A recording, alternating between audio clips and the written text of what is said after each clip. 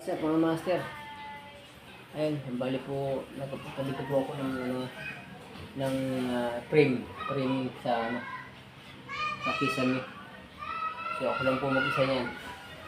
Ang hirap. Pero masaya naman yan.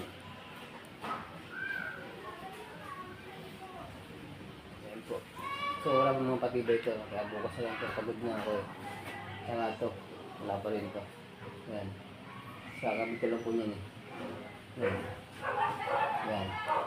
So, bukas mga master, may extra na akong cable, no? Gagabila ko ng cable sa kabilang bahay. Ganun. Yun. Yun, no? Hindi yan na, yan yung bago. Yan, no? Yun yung may yero na yan, yan. Yan. Yan, magbabayaring ako doon para sa mga saksakan nila. Sayang din yun, pang bili ng materialis. Ayun, salamat sa Diyos.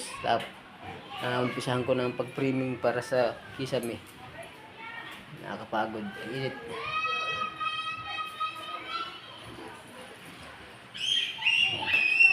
Thank you. Please subscribe YouTube channel.